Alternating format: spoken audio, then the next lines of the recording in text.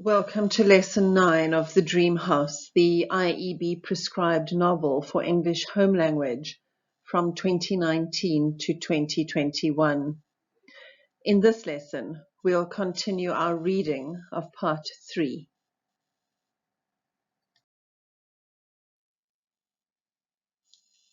By now, you should have good notes on setting and character. You should have written down the symbols or images that are used in the novel, for example, the dogs. You now know enough to start writing notes on themes. Here's a list of some of the more obvious themes. For me, the concepts surrounding truth and memory are key to understanding the underlying issues in this novel. They are the concepts that challenge me greatly. What is truth? Whose truth? Whose memories? To write convincingly about any of these issues, you need to have thought about them yourself. In the end-of-year essay question, the examiners wish to hear your voice in the essay. They do not want a pre-learned stock answer, a one-size-fits-all approach to the essay question. I hope that you have formed your own literature circles, your own tutorial groups, to discuss the novel and deepen your understanding of it.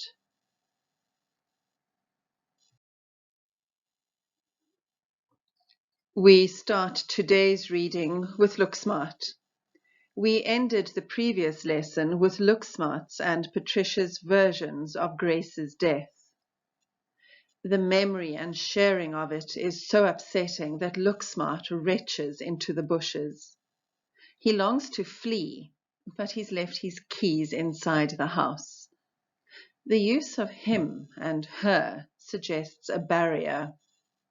He's a black man, still an outsider. She's a white Mrs. inside the house. Becky approaches, a man who has quiet, repressed authority. He is positioned in stark contrast to Looksmart.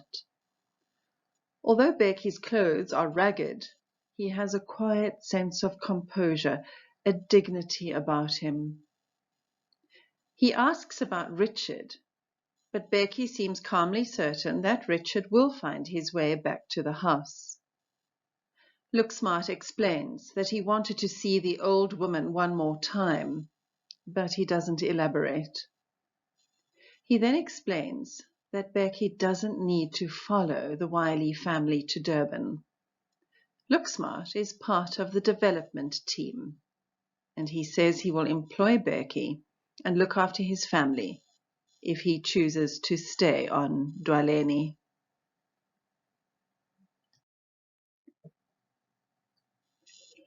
Patricia's attitude to Grace's death revolts Looksmart. She trivialized Grace when she asked Looksmart, "What was that girl to you?" Little has changed since the days of apartheid. There was no miraculous transformation. Despite Looksmart's symbols of success, like the shiny car, he still feels like an imposter, unworthy of his success, forever excluded. Read up on imposter syndrome and decide whether Looksmart is a victim of it. Do you agree with the fourth quote, that power lies in information, and greater power lies in the withholding of information, in manipulating it? Quote 5 makes us rethink Patricia's perceived generosity. If she were truly generous, why is Becky described as needy? The sixth quote highlights the importance of language in the novel. It distances the English reader when it is Zulu, and for the Zulu characters, English creates discomfort, dissonance.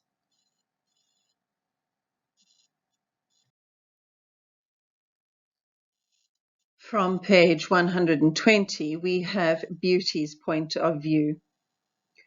Beauty has managed to salvage several ingredients for their last dinner on the farm.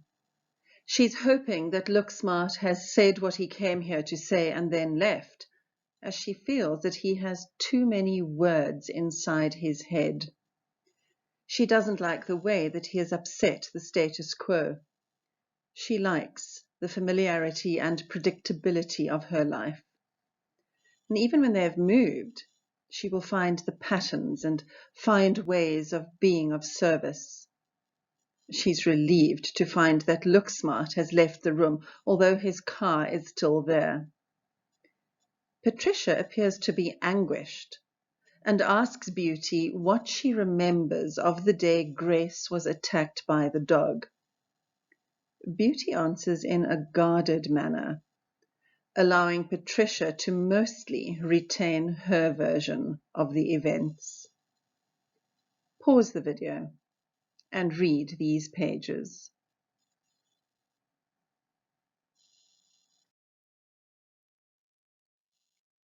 The importance of language features again.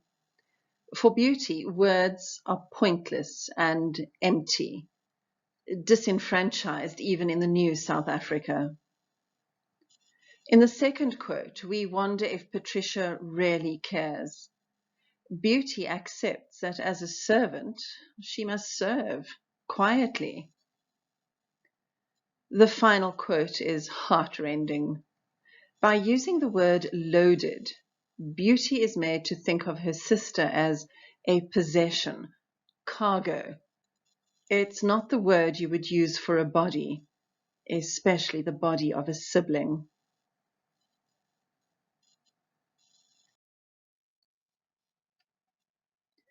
We move back to Looksmart's point of view on page 124. He is surprised to see that it is Patricia in the wheelchair sitting on the stoep. She is looking out on the land, even though it isn't any longer her land. He cautions her about the weather. It's misty and chilly. And she admits that she's not entirely happy to be moving to Durban with its heat and humidity. He wheels her back inside, and once they re-enter the lounge, he sees 2 bowls of soup. He insists on calling Beauty Togo, just as he preferred Norma, the real name of Grace. They agree that the soup is indeed disgusting.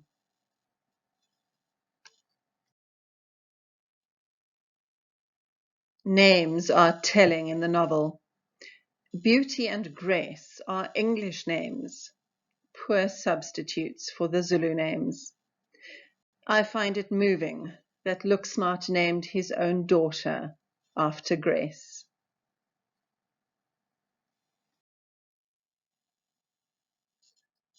On page 127, we have a very short piece. Looksmart has finished his soup. Patricia notices that he doesn't look entirely comfortable, seated on a box of unknown contents. She sees that his pants are a little raised, and she catches a glimpse of his red socks. She presumes that they were chosen to match the red tie, which he has since removed and shoved into his jacket pocket. Follow in your books with Dr. Zwichers as she reads to you.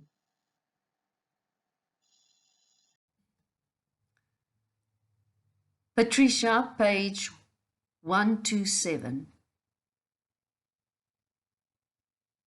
When he is finished, surprising them both with his hunger, he leans back against the wall.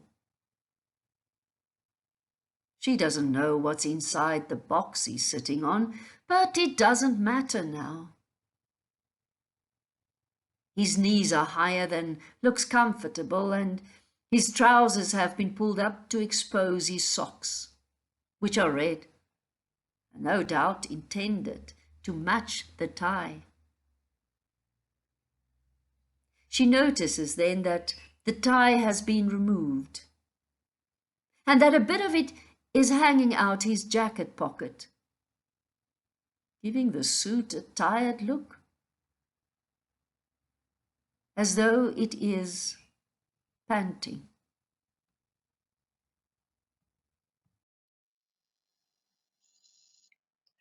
Just as the use of language conveys meaning in this novel, so does the choice of clothing. Looksmart has chosen to wear European-style clothing.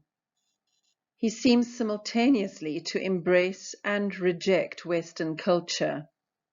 And the verb panting, of course, reminds the reader of a dog.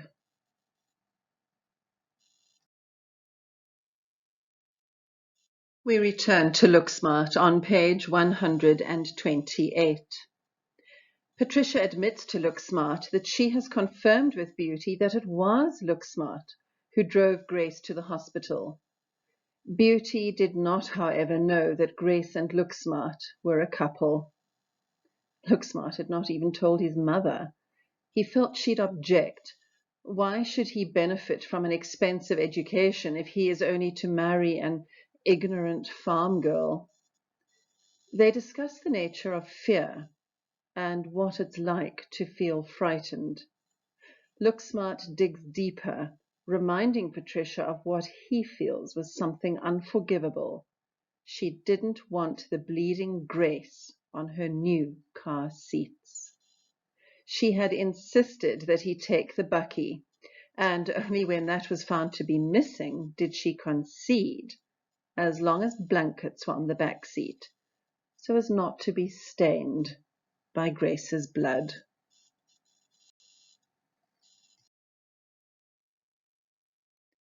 The novel has been building up to this, the horrific first climax, the death of Grace.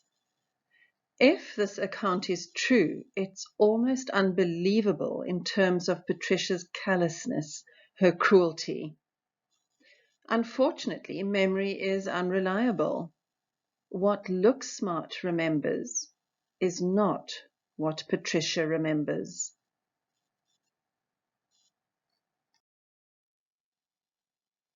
Okay, by now you know the drill. Read the analysis of these pages in your study guide, and then answer the questions that follow. By writing your answers, you are practicing gathering your thoughts and putting them on the page in an ordered, logical fashion. This is vital preparation for your assessments and exams.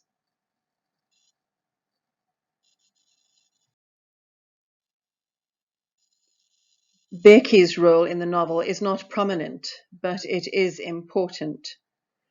Consider his relationship with Looksmart. Pause the video as you jot down your answers to these questions.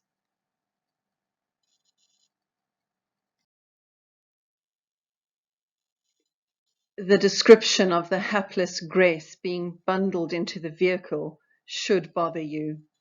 This dehumanizing of Grace is linked to Patricia's gaze.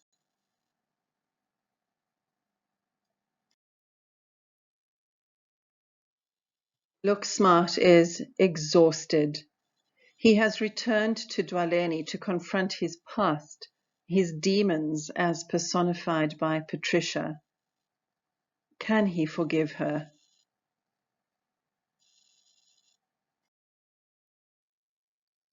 Yes, that's you. Answer the questions. Don't just jump to the answers.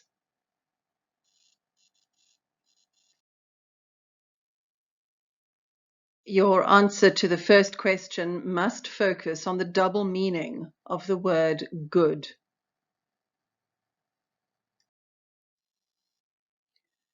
This is an interesting question. When Looksmart uses English to communicate with Becky, isn't he guilty of the same sort of manipulation, the same sort of power play as used by Patricia and others like her?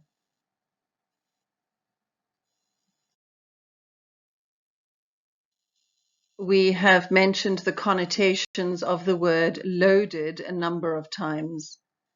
It says so much about Patricia's attitude towards the farm employees.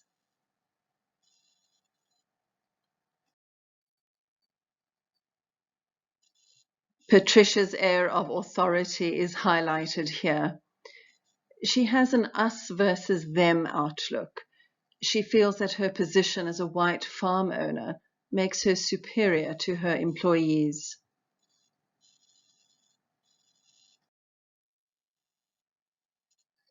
Sometimes, when you spend a long time planning something, fulfilling a promise that you made to yourself, the reality of the situation falls short of your expectations. I imagine that Looksmart's confrontation with Patricia has not gone in the way that he imagined it would go.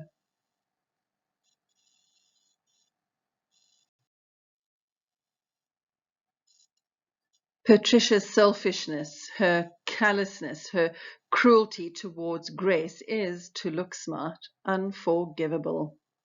It's clear that he blames Patricia for Grace's death.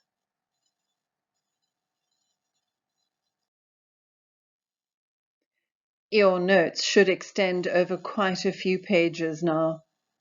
Spend some time on themes in the time that you have left for this lesson.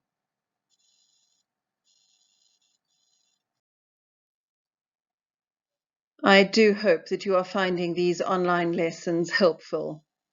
We have just one more video lesson for part 3 of the novel. I look forward to your joining me for that lesson. Should you wish to ask a question, you may contact me on any of these available platforms. Remember to use Mrs. M Teaches English in your search words. Stay well, everyone.